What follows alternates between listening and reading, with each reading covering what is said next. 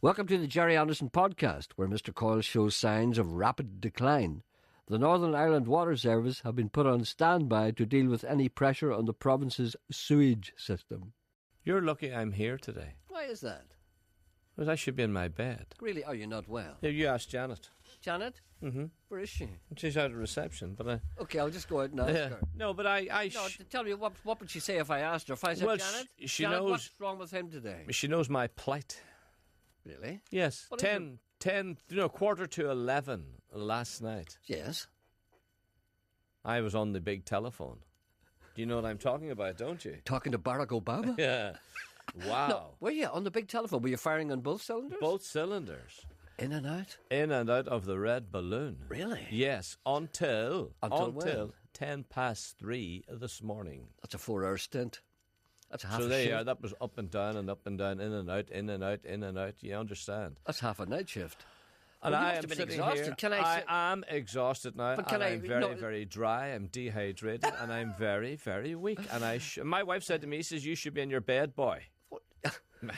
You know where your wife talks to you like your mother. I know. Yeah. But listen, tell me this and tell me no more. You must Yes. be very dry and dehydrated. That's what I said. Both, yes. But can I ask you now, at the risk of offending people, at the risk of putting people off their breakfast, Yes. if you were on the big telephone from 11:15, did you say, until Yes. practically after 3? 3:10 was the last time I looked at Well, the if you clock could- before I went to my bed. Okay. Well, now, if I ask you this, was continual emissions? No, Sporadic? It was. You would go and visit, and then do what you had to do. And then, but would you remain on the telephone? Oh no! I left the throne from time to time, and I went and you lie down and you think this is great, this is going to pass, and then you're lying there, and you're afraid to do wee things in bed. You know, that you would Just in normally case they might backfire. that you would normally do. You say, no, I better go. No, and I was up and down the stairs and in and out and up and down. And Well, as a license fee payer, may I commend you on your I valour? am, and I thought I got up this morning, you see, and I was feeling I got a couple of great tablets. Yes. And it stopped it. And then I got up this morning and says, "Oh, it's great. I feel so much better. And I had a shower and a wash and all that business." And says, "I'm fit to walk, get some fresh air." And when walking down to work, I realised I started to sweat like a pig. I told you before about you should never refer to this as work. It's unlucky. Well, I want you to stop doing that. do you realise that I have not been well since I came back from America? No wonder. Look at the way you were I treated. have not been well. Look at the way you were treated there. So know. they wouldn't let you go to bed or anything. So you're up for 4 days. Yeah. So that has a lasting effect. Any man who is deprived of sleep, they used to do that in Changi, in the Japanese prisoner war camps. They keep people up for 4 days and they made them as thin as skeletons. You'd lost no weight, but it ruined your system. Yes. It completely imploded what goes on inside you. And this is the legacy you're paying now. You're firing it on soldiers in the big throne for 4 hours. Yeah. I blame the BBC for putting you in this position. They should have made you go to bed when you were in New York. I went to bed once or twice. And look at me, I'm all right. The presenter rarely exposes his private life to public scrutiny, not unless there is an appearance fee involved. He hankers for the days of Eamon Andrews and the Big Red Book. Is he still around?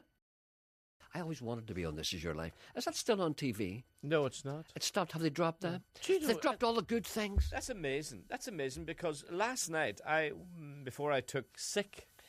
When you were well. Yes, I was at a meeting, and we're putting together a night for a former Derry City player, and it's going to be This Is Your Life. Do you go to meetings? Yeah, well, I was asked to attend this one. A player that you'll remember fondly, a man called Matt Doherty, who played with Derry City, and his father before him. A legend. Yeah, the legend. So A legendary family. They're paying tribute to Matt Doherty in the Derry City Club, and I was asked to attend a meeting. Yes. And we're putting it together. So there you are. But This Is Your Life. Matt Doherty, This Is Your Life.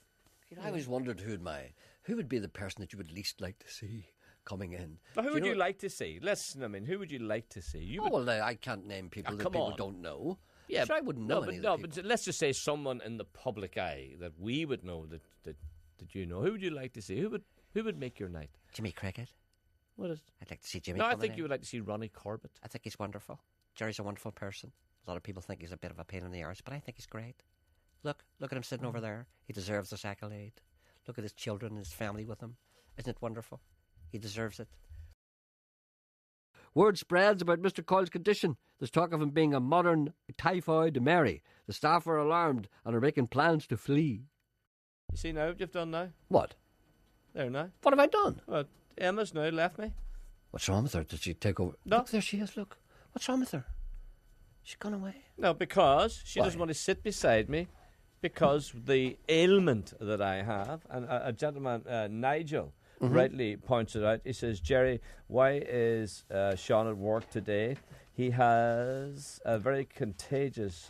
Have you? You see? What have you got? Me firing on all cinders. It's very contagious. And I could pass it on to yourself. It's you, Jerry, of course. And Emma and Una. Or not Una. What do you call Janet.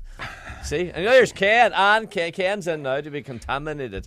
So I am passing this contagious disease that I have onto people. Emma's now moved to the other side of the room. I see that. I need a gauze mask. Wisely. And Ken, if you think to gag me. Ken's come in for a sniff of the virus. What does Mickey he want? Bradley Oh, wants stop it! The Stop undertone it! wants it. Oh, I wish that people could see what's going on here. Yeah. These people. Where's Ken now? Is he Ken's beside down you? on his knees. I see that. What's he doing under the table?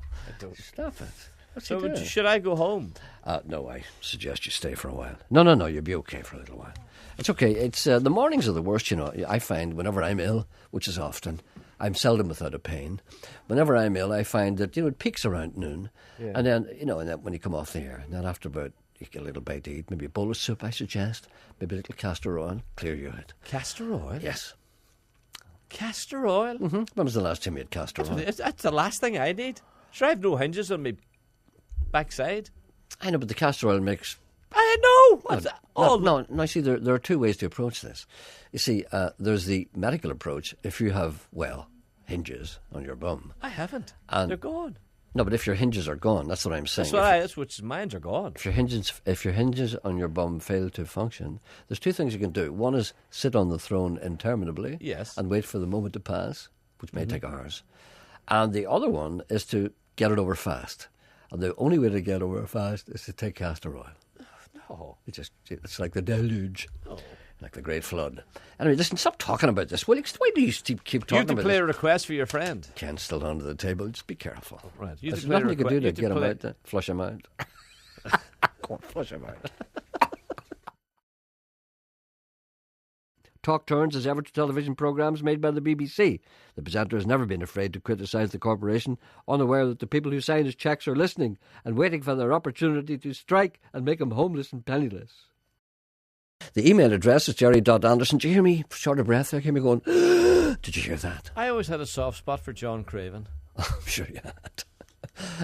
Jerry.anderson at bbc.co.uk. But you know the strange thing about Newsround? Do you know why Newsround has become so popular? Do you know why? Why? Thank you, darling.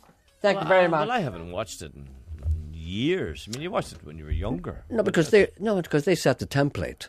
Years ago, you'd watch Newsround, you'd be like 10, 11 years old, and they'd say, John Craven would say, a big scary man appeared on the news today, but the Americans bombed him. You see, and then that was your news. Yeah. But you see, what's happened now is everybody else has learned how to do that, so all the news now is like that. So even when you watch the 6 o'clock news or the UTV, except for Channel 4 Right. News, which is real news, it's just like Newsround. I've had enough of it. George Allagay, hello everyone, how are you? Let me tell you the news. I hope you don't mind. We've got some things that may upset you, but turn away. You don't want to hear bad things. Oh, here's someone nice, a man to wave his arms and tell you about the weather. Hello, Jim. Hello,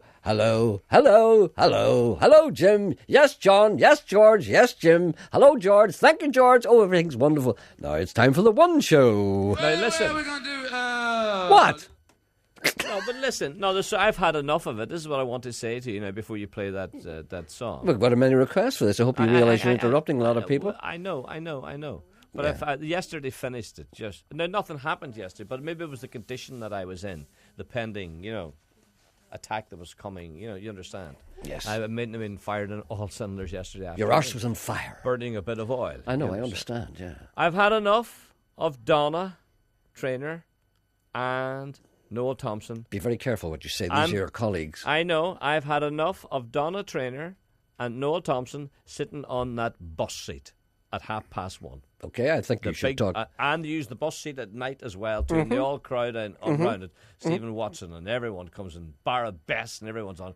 It's awful looking to look at. It's so cheap, and I want it stopped.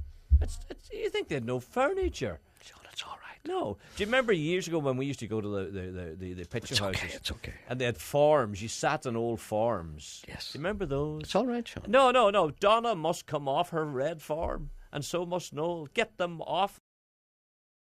The presenter, being a man of the world, has seen for himself the growth of the plastic surgery industry. Mr. Coyle has so far resisted, but the technology is ready in place if he feels the need. Not so much here in Northern Ireland, in Derry/Londonderry, but particularly in Belfast, and certainly in America, and especially particularly in Los Angeles. Nearly everybody you see has got some work done. Are you telling me now that there's people walking around Belfast? I went into Roy Walker there, didn't I? You did, yes. Yeah. Are you Go stay out of my like him. No. Are you telling me now, Jerry, there's people in Belfast with little tucks? I'm afraid so. I don't believe. Ah, really? Yes, sir. You yourself may not be immune. No, but is there? Of course there are. Is it popular in Belfast? Of course it is. Well, how- Here, look around you in your own city.